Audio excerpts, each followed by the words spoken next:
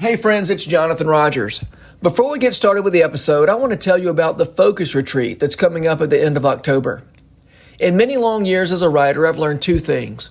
One, when I need to jumpstart a project or get big chunks written, it's really helpful to get away and get significant time alone. And two, significant time alone can pull me into a whirlhole of self-absorption that makes it nearly impossible for me to jumpstart a project or get big chunks written. It's the great paradox of the writing life, this need to be alone, competing with the truth that the inside of your brain can be a pretty rough neighborhood where it isn't always safe to be alone. That's why I put together the Focus Retreat, October 26th through the 30th, at the beautiful Scarrett Bennett Center in Nashville, Tennessee. The idea of the Focus Retreat is simple. You'll have 4 days dedicated to focused work on your current work in progress, whether it's fiction, nonfiction, or poetry.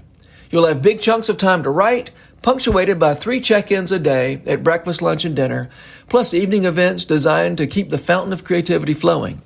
One night we'll hear Nashville songwriters playing in the round. We'll spend one evening at the Rabbit Room's Northwind Manor. We'll hear from a working writer or two. To summarize, the Focus Retreat is 4 days in October in which your only responsibility will be to write. We'll feed you, give you a place to stay, give you time and space to write. You'll have plenty of alone time, but you won't be isolated. You'll have the support, accountability, and fellowship of writer colleagues who are having the same experience as you. If you're looking to make progress on a writing project, the Focus Retreat could be a huge boost. Participation is limited to just 20 writers. If you're hearing this, there's still some space left. You can find out more about the Focus Retreat and register at thehabit.co/retreats. That's thehabit.co/retreats. This fall, bring the beauty of the Rabbit Room into your own community with Housemoot. It's a self-hosted gathering where your living room, church, or backyard becomes a place for shared stories, songs, and sacred conversations. With recorded sessions, recipes, activities, discussion questions, and a gathering guide, we'll set the table for you. All you have to do is bring the guests. Get everything you need to host your own Housemoot at rabbitroom.com/housemoot. That's that core of the virtuous life that you're always moving out from is everything I receive is a gift. Everything I do is in this context of God's creation. And to be able to hold that close to you is humility. Welcome to the Habit Podcast, conversations with writers about writing. I'm Jonathan Rogers, your host. Dr. Grace Hamman is a writer and independent scholar of late medieval poetry and contemplative writing. Her work has been published by academic and popular outlets including Plough Quarterly and the Journal of Medieval and Early Modern Studies. Her new book is Ask of Old Paths, Medieval Virtues and Vices for a Whole and Holy Life. In this episode, Grace and I talk about the virtues and the vices and the ways that virtues present differently in different people. We also talk about unicorns. Grace Hamman, I'm so glad to have you back on the Habit Podcast. Thanks for being here. Oh, thank you for having me. I'm delighted to be back. And I'm excited about your book, Ask of Old Paths, Medieval Virtues and Vices for a Whole and Holy Life. Yes. Tell me about the virtues and the vices and how you got started writing about these things. Yeah. So, there's a lot to say about the virtues and the vices, but how I got started is that I was working on my dissertation about 10 years ago. I was starting to kind of wade into the waters of what am I interested in. I was working in an English department on my doctorate, and I was reading Middle English literature, which was which still is my love. And I began to notice that the language of virtues and vices, like individual virtue and vice words, like humility, meekness, sloth, wrath, these words that are, familiar to us in their shape. It's not that they are gone from our vocabulary, but in the Middle English texts, they just had more flavor. They carried more weight. They did more. They mattered more. And they were also weirder. They were stranger. Sometimes they were ugly. So there was just this heft in them that I was fascinated by. And I began to realize, okay, if you really for me, my dissertation was on humility. That was kind of this trigger word for me. But I had this moment of realizing after reading Julian of Norwich and how she Mhm. uses humility and the kind of related words around it. And I realized if somebody sat me down, like my advisor, and said, Grace, define humility and how it looks in a life, I would have kind of hemmed and hawed and not had a Mhm. good answer. And that Yeah. was how I was about so many of the virtue words. Grace, define chastity, define Yeah. meekness. I mean, I know how to use them in a sentence, but I Yeah. had no sense of what they looked like in a full life or what they meant, really. At least not in comparison to the way that medieval writers were using them. Yeah. So that started this journey for me of looking at all these imagery and metaphors and weird sermons and materials that could help me understand these words and see if they mattered to me in a non-medieval context, in a spiritual formation context. So what's the answer? Did they you discover they could matter to you in a Well, turns out I wrote a book about it and because it ended up mattering a lot. And Okay, so that's not a spoiler then. that's not a spoiler. Well, what I said to myself after sort of geeking out over all these concepts to take seriously for the first time, some of which, by the way, were kind of dramatically changed, like meekness, for instance, which we tend to use as sort of a pejorative word, Yeah. timidity or being like a little mouse. Uh-huh. Where it ends up being sort of this a central Christ-like virtue about how you handle um, your anger as a human being, as a Mm. creature. And all of a sudden you're like, wow, I have completely missed that part of thinking about my moral formation and my character as a human out in the world. So I wrote this book because I thought I'd love to share this with people. And I'd love it too, because I think a lot of us know these things in a more abstract way. But when you start to look at, crazy sayings like humility is like the moon, or um, meekness is a pillow on the bed of conscience, and you're just like, oh my gosh, what do these things mean? And the Yeah. tangibility of that totally changes then how you can enter into a concept. And as a person who enjoys words and images, Yeah. I thought it was also just really interesting. How is meekness like a pillow? Meekness is like a pillow. So let me back up for a sec. So meekness is opposed. In this book, I discuss the seven capital vices and Hmm. then their virtue remedies. So this was a tradition in the medieval era where they kind of thought that they taught, especially from the pulpit and in like pastoral materials, like take spiritual shepherding materials. Okay, you're struggling with a vice, there's habits and practices that you can begin to cultivate in the grace of God to Hmm. counteract this viciousness in your life. And so the one that's opposed to wrath is meekness. And as humans, we are all going to be angry about things. We can't run Hmm. away from being angry. And in fact, some things we should be angry about. But how do we know and how do we practice anger that is holy and not unholy or just egocentric or so repetitive that we just are irritable creatures all the Yeah. time?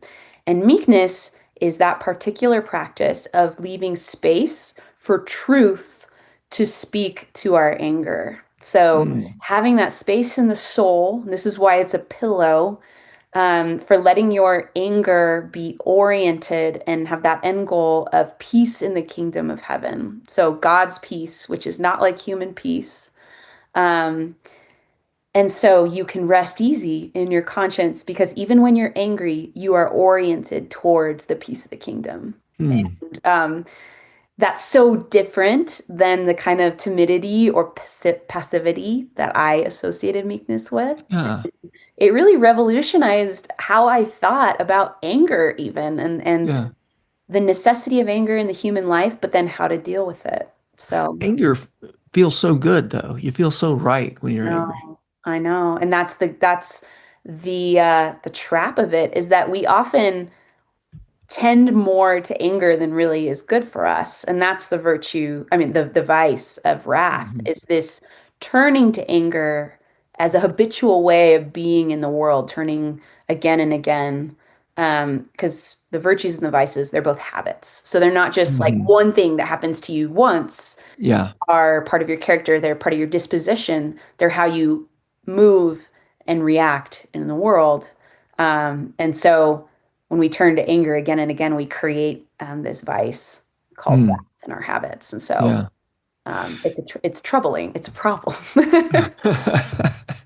The seven virtues you discuss in this book don't map precisely to the four cardinal virtues and the three theological virtues, right? Oh, Do they come from answers to seven vices, or talk to me about where these yeah. seven came from as opposed to the seven we think of from Aristotle or Aquinas? So this is a great question because these are actually out of Aquinas very often. Actually, I think all of them he touches upon in one way or another. But we're often used to seeing the seven capital vices paired with the seven um, virtues in the sense of the four cardinals and the three theologicals. And that's really great, but that's almost kind of like mashing together two traditions that actually Uh-huh. evolved separately from one another. Uh-huh. Okay. So the cardinals are out of Aristotle and all of those thinkers coming out of him. And then the theological virtues are, of course, Pauline. Uh-huh. And then the church uses those and they're May- wonderful. Maybe we should name the four and the three, the four cardinal virtues. Yes. So the four cardinal virtues are, and I always like tend to miss one. So help me out. They're prudence, they're temperance, fortitude, and Justice. justice. So those are the four cardinals. So these are initially pagan virtues that were taken seriously by the whole ancient world in the Aristotelian tradition and Mhm. then in the tradition of ancient Rome. Um, philosophers would debate about these. So they're pre-Christian, and then Mhm. Christians said, you know what? These are good. We're not going to jettison these. We take Yeah. what is good and glimpses of the kingdom, and we use them because they're gifts to God from God. So Thomas Aquinas takes them and works them into a system where he's thinking very seriously about the shape of the human life and about um, these virtues. And then an additional system developed, and of course, the theological virtues are faith, hope, and love, and most of us are very familiar with those. But um, the seven capital vices developed out of the deserts and the desert fathers and mothers who were thinking about what are the impediments and the temptations and the avoidances to my vocation of the life of love and the life of prayer and communion with God. And so they came up with this list of seven capital vices, which we're all familiar with, also in the form of the seven deadly sins. So Mhm. pride, envy, wrath, so on and so forth.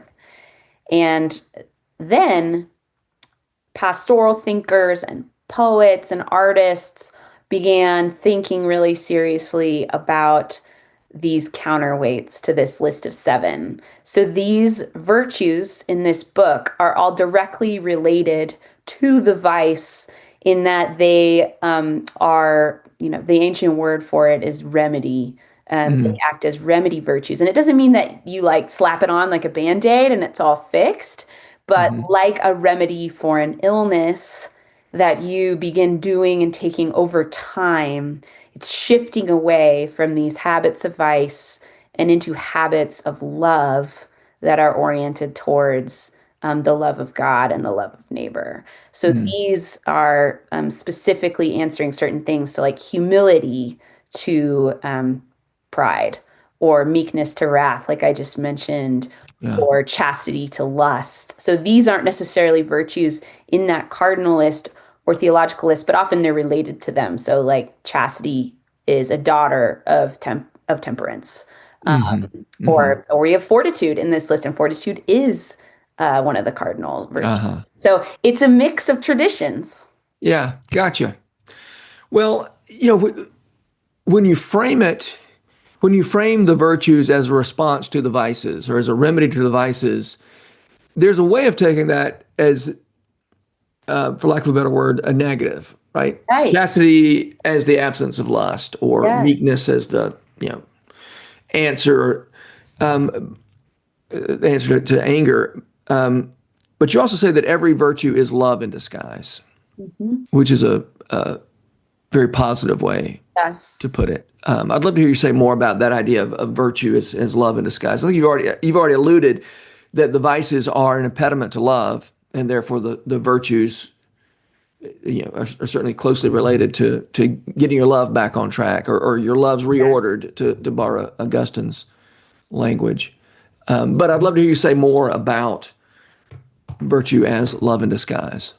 Yeah, I mean, you bring up Augustine, and I think he's the main fountainhead of this idea, really, Hmm. which is that each of these virtues is just a different form of love in its context. So, while we think this was something I was really interested in, how you mentioned that sometimes they seem just like a negation of something, like, Hmm. oh, I've learned to say no to this. Yeah. But actually, the virtues all, since they are all love, they end up being whole life embodied practices. Mm. And so, take a virtue, especially the bodily ones. So, abstinence is the remedy for gluttony, or chastity as as the remedy virtue for lust. These can't just be about saying no to something because they belong to a whole life and they're their actual own practice of love. Mm. So abstinence, one of my favorite medieval illustrations for what it meant is they say that a temperate life, and abstinence is a daughter of temperance, a temperate life is like a really good conversation. And they say, in a conversation, we have one mouth and two ears. And so what they're saying is, it is necessary for us to speak, and it is doubly necessary for us to listen. So, abstinence sounds initially like a constraint only term, but really it's about creating a full life where you are sharing with other people, and with creation this fullness of life together. So, it becomes necessary for community and communion to have some periods of time where you are silent and listening, and some Mm. periods of time where you are sharing your heart and really getting to enjoy this sort of overflowing of sharing. And this becomes a practice of abstinence, is knowing that measure, knowing that Mm. balance, following that, not only surprisingly, not only uh, in our consumption of food and drink, but actually in our talk, in our Mm. speech. And so I that was a really exciting chapter for me to write, because I had so totally only thought of it as a no, or as Yeah. fasting. But what does fasting do? What does it open up? And fasting can take different forms. It's not necessarily food only, because not everybody can do that. So Hmm. virtues are contextual. They open up differently in different lives, and that doesn't make them relative, but it makes Hmm. them different in everyone's story. Yeah, I love it. As you were talking, I was thinking about your starting point for a lot of this conversation is that these virtues, the way we use the language now, is very much weakened and attenuated. And I think the way that a lot of it gets weakened and attenuated through the centuries has been we focus on the negative aspect of it. Yes.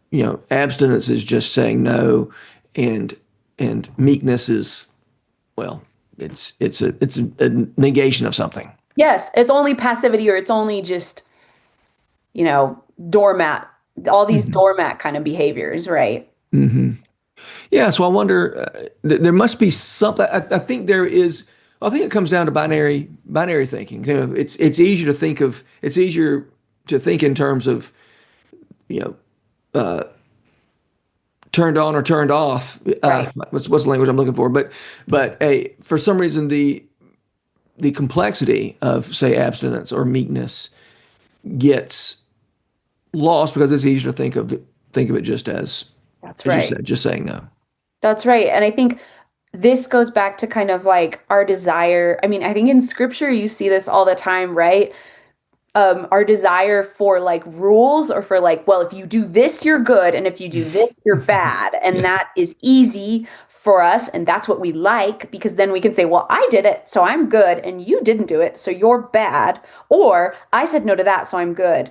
And what so many of Christ's stories and so much of how he moves through the world reminds us of is that different people respond to different things, and that discernment is like an ongoing process of the spiritual life. And so these virtues, something I'm both frustrated by at times and also really deeply appreciate, is that you're going to have a different shape of the vocation to love in your life than I do in mine. And so that might mean that what takes great fortitude for you is different than what takes Yeah. great fortitude for me. And C.S. Lewis talks about this in Mere Christianity. He has this great example of, the ancient picture of fortitude is the soldier or the knight, depending on what era you're living in. And he talks about the World War I soldier that goes over the trench and how we look at that and we see, oh, that's courage. Like straightforwardly, that feels like courage. But then he goes, no, wait a minute. What are the motives of the soldier going over the trench? Is it oriented actually towards love of neighbor and love of God, love, or is he doing it because he's terrified? Hmm. Is he doing it because he wants the accolades? He wants to be known as courageous? Is he doing it out of an adrenaline rush? Maybe he's an adrenaline junkie. Or maybe it's a combo of many different motivations. And I think this is what we forget when we just strip these virtues down into yeses or nos, is that we are very complicated individuals and we are constantly on this journey, this path, held by the grace of God of learning how to move closer into love. And that is actually going to look different in different lives. Yeah. Wow. So good. Can you let's talk about creatureliness? Yes. You spent some time talking about yeah, your jumping off places. Marjorie Kemp, who refers to herself as a creature throughout the. Or But how does what's her language? She just this goes creature, so this. instead of saying I, like I went to the store, she would say, if Marjorie were here, she'd say, this creature went to the store. You're like, I'm oh, gonna start. I'm gonna that's start using that. off-putting. That's really good. Yes. Um, So, yeah. So what does creatureliness have to do with virtue? creatureliness is kind of at the core of virtue, I think, because it's deeply related to humility, but I'll circle back to that in a sec. And by creatureliness, I mean that we are all creatures, and not until I was an embarrassingly older age did I realize the connection of creatures to creation, right? Where it just basically if you call yourself a creature like Marjorie's doing this deliberately because she's tying herself to I am a creation of God. Hmm. And I move through the created world as created. And that's what it means to be a creature. So then, appended to that is that we are in bodies in particular time and space with particular company. We come Hmm. out of particular families. And everything about us is limited. So we are not these like ageless, bodiless things outside of time. We always have our limitations, and another word for limitation is context. They're very similar. Yeah. So to remember your creatureliness is to recall yourself as God's creation in this particular body, in this particular space. And so humility is basically, St. Bernard of Clairvaux defines humility as true self knowledge, especially regarding your weakness and limitations. So, creatureliness and returning to it again and again is a practice of humility where you are saying, well, I can't do this, or I failed at this, or I really struggle with this. Or on the other hand, this is a gift I have received. Yeah. This is something that is given to me. This is something I'm good at. And I can't even take credit for that because everything I have is gift because I am a creature. and no person is self-created, and nothing we do can be isolated to ourselves. So that's that core of the virtuous life that you're always moving out from is everything I receive is a gift. Everything I do is in this context of God's Mm. creation. And to be able to hold that close to you is humility. Mm. Yeah. And it includes, as you've already alluded to, my not just my limitations, certainly my limitations, but also my gifts, which by the way are also limited. All of them. No, and it makes sense when you realize too how often it is that our gifts are also our curses at times. This double-edged sword of like the things I'm Yeah. good at are also sometimes the places where I have particular blind spots, Yeah. and so it ends up being recalling your creatureliness helps us to remember that everything we do is always held in the grace of God. So we can't take credit for we can't say, well, I'm a virtuous person through all this effort that I've done. Because I Hmm. think that's a risk of the virtues and virtue language, right? Is that you begin Yeah. to fall into patterns of self-righteousness and sort of self-absorption, which of course is pride. Humility is the Yeah. opposite. But then in creatureliness, we are we are always remembering whose creation we are Yeah. and the good things in our life and our limitations, which also can very much be good things for us. Yeah. Yeah. There's that moment in Paradise Lost where Satan um, is trying to deny his Mhm. Yes, creatureliness. Yeah. yes, yes, And he says something along the lines of, um, well, God says he created me, but I don't remember being created. He says, yes, maybe I just sprung up from the ground. And so it's, and I think it's C.S. Lewis that points out in his effort to be, in his pride, in his effort to not recognize his creatureliness. Am I saying that word? I guess I yes, am. yes, Yeah. creatureliness. You got Eh, it. He he ends up putting himself in the category with a carrot. I Yes, just sprung, I sprung up from the ground. yes, And by the way, even a carrot's a creature, but at yes, least, but Satan would rather in Paradise Lost rather be a vegetable than acknowledge that he was created. yes, yes. No, and That this is pride going back is a and kind of forth. lowering, Yes. whereas acknowledging your creatureliness can be a kind of exaltation. Yes. So this is something I talk about actually in the love and envy chapter, and why self-love is actually part of this. So medieval writers and thinkers had often spoke about love as being in this fourfold flower shape, where each petal was a facet or an object of love. So you have God, you have self, neighbor, and enemy. And they're all held together in this practice of the love of God and in Mm. God's love for us. And so people are always surprised when I share this because they're like, medieval people believed in self-love. Like that is so unexpected and surprising. And yeah, it's not necessarily how we use it, but this sense that, hey, in our creatureliness, if you are God's beloved creation, that is something better and more real than anything you can ever do, any achievement you ever have. And by elevating those things over God's sheer just joy and delight in your existence and love for you as a friend, Mhm. shockingly, um, nothing else can define you adequately. Nothing else will be good enough as good as that. And so out of that recognition of I'm called to love myself because God loves me, not for anything I've done, not for anything I've left undone, not for fill in the blank, whatever it is, but just because I am his, Mhm. then you realize, oh, everything underneath that is a devaluation of who I am, Yeah. which is exactly what you're pointing to with Satan in Paradise Lost. Yeah. And that way of thinking about yourself is so relevant to the way you work, whatever kind of work you do. If I'm working out of this sense of my creatureliness, completely. I mean, a lot of people listen to this podcast are interested in doing creative work, Hmm. and when you stop thinking of that as a way to make a name for yourself, to establish your own worth, everything changes about the way you do your work when you think in Yeah. those terms.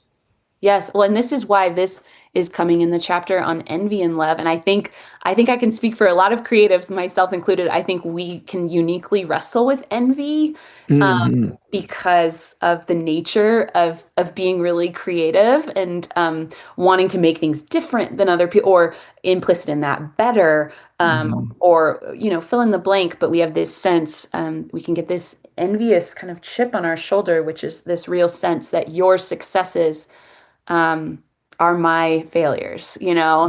and and so that's why all this stuff on love, where you go, okay, my worth is radically un uncontingent on anything Hmm. I create or do. All of that is like the cherry on top. All of that is just joy upon joy. Um, and it's not actually, it doesn't make me more lovable, more worthy, Yeah. more anything, but we lose sight of that so easily, and that's why we get so wrapped up in these feelings of discontent and envy. Yeah. So interesting that you've been talking about so many things that are contingent in our context and in our gifts and that sort of things that are contingent, and yet you're saying our worth is not contingent.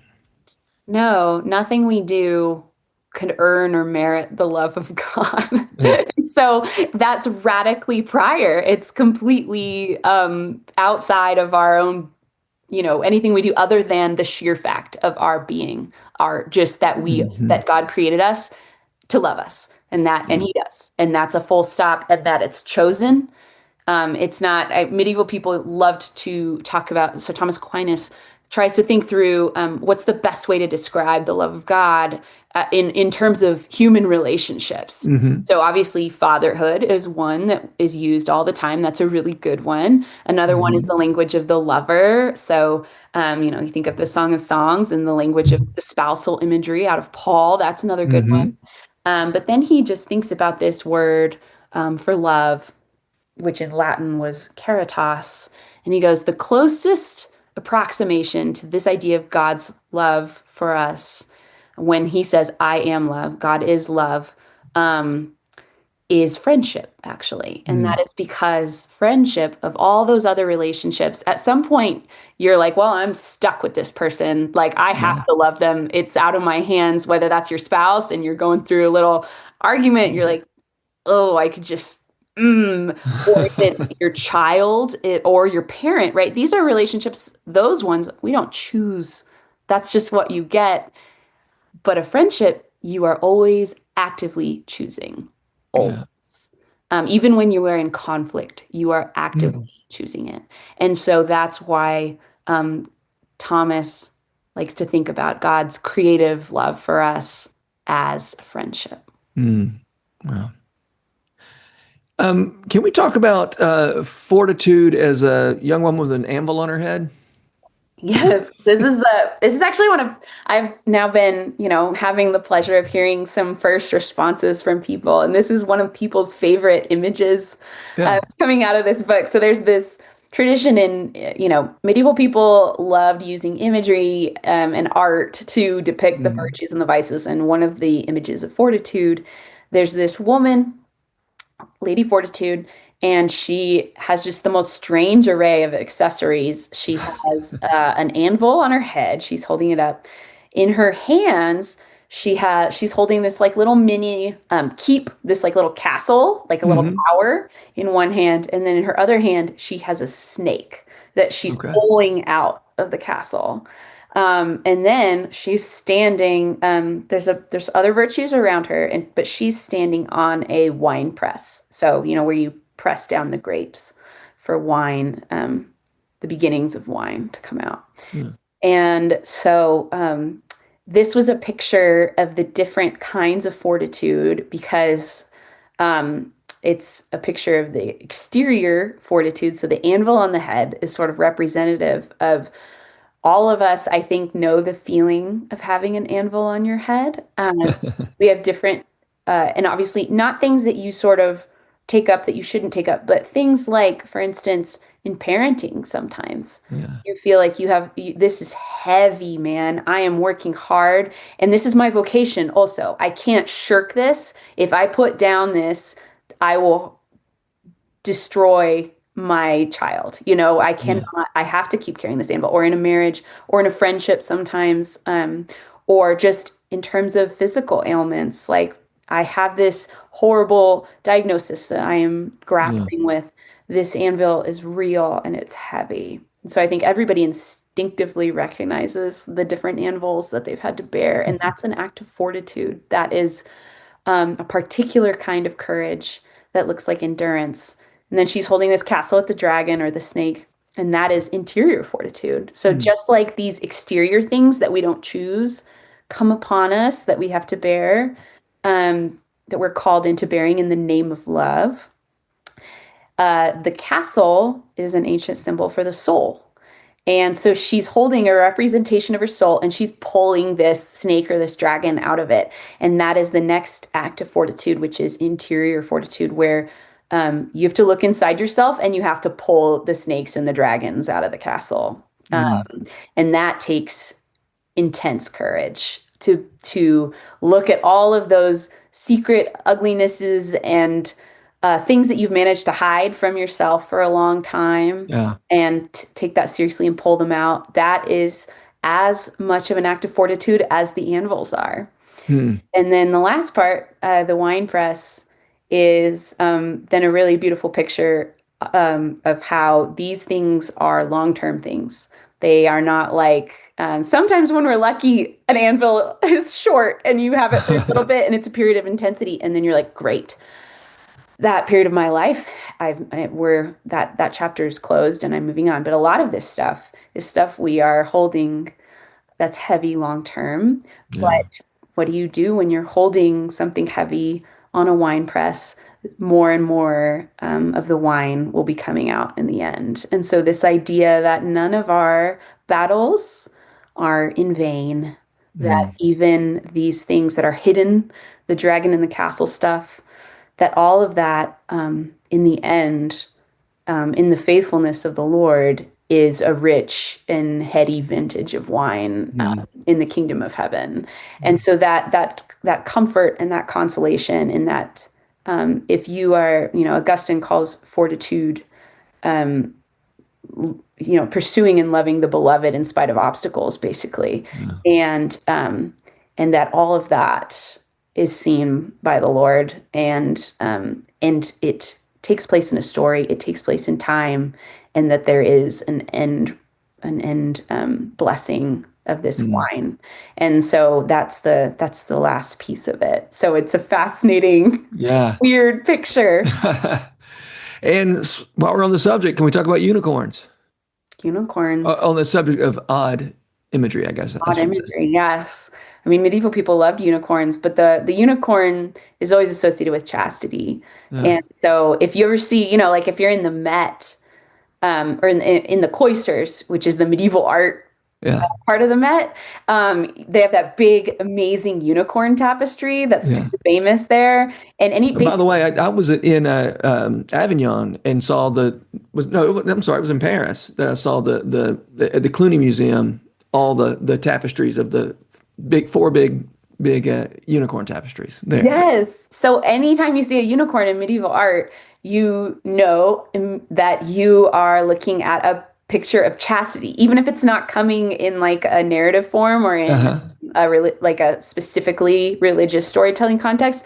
The unicorn has been a symbol of chastity for a long time, and was for medieval people. And Mhm. my favorite unicorn in medieval art is that medieval people would do an Annunciation scene, Mhm. where there would be a unicorn in it, which is so weird. Like, yeah, obviously, when Mary talks to Gabriel, there's no unicorn. What Yeah. is this? Where is that coming from? But this, they draw, or it often is in a tapestry, but sometimes in an illumination. They have Gabriel, and he's blowing his horn, a hunting horn, and there are hunting dogs chasing this unicorn, and the dogs are labeled with caritas and humility, all these attributes of the incarnation, and they're chasing a unicorn into Mary's lap in this rose garden. And so it's this artistic portrayal of Mary's chastity, another way of thinking about chastity is hospitality and seeing a whole human being, a whole person, and how she's welcoming the whole person of Jesus into her life. And so Jesus is like this unicorn entering her life. And so it's a really bizarre and interesting and cool representation of chastity that sort of shakes up some of our associations and makes us think about this sort of fairy tale aspect of seeing a whole human being. Oh, so good. Love it. All right. Well, I'm going to wrap up with the question I always like to ask at the end, Grace. Who are the writers who make you want to write? This is such a fun question because, as you had said earlier, it's not necessarily your favorite authors. I think for me, there are a few that make me want to write. One is Elizabeth Goudge, who is a less popular than she deserves to be, this mid-century fiction writer who writes so beautifully and contemplatively about human relationships and the nature of love. And I'm always really stirred up and want to be creative after I read one of her novels. Another one is Frederick Buechner, the great Frederick Buechner, who not only is he funny, but he's also just provocative in like the way where you're like, ooh, I am kind of stunned by some of how you're using language, and I want to learn how to use language in this way that stuns people into recognition of something. Like what a powerful gift that is. So I think those two, whenever I read them, I'm always like, I got to get back to the keyboard. I got to think of things. Yeah. Well, I love it. Those are great answers. Well, are you back to the keyboard? Are you working on something? Oh, Or hey. are you still just recovering from the last? I'm kind of in book launch mode, so I'm at the keyboard, but it's few and far between in terms of the real creative good stuff. So I hope to return to that more seriously soon, and I definitely have thoughts and hopes, but nothing that is sadly in full flow right now. So Understood. Yeah. Well, Grace Hamman, thank you so much for being here. This has been a delight to talk to you, and I'm excited about your book. I hope a lot of people read it and benefit from it. Thank you so much. I really appreciate it. The Habit Podcast is brought to you by The Rabbit Room, where art nourishes community and community nourishes art. You can support their work, including this podcast, by becoming a member. Visit rabbitroom.com/membership. Special thanks as well to Taylor Leonard for letting us use her song Diamonds as the theme music for the Habit Podcast. You can learn more about Taylor and follow her work at taylorleonard.com. The Habit Membership is a library of resources for writers by me, Jonathan Rogers. More importantly, The Habit is a hub of community where like-minded writers gather to discuss their work and give each other a little more courage. Find out more at thehabit.co.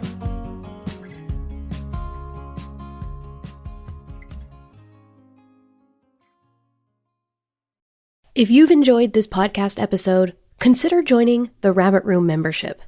Your membership helps sustain this community, funding everything from publishing and podcasts and theater productions to events and programs that support artists who create with a Christ-centered vision. We'd love to have you on board.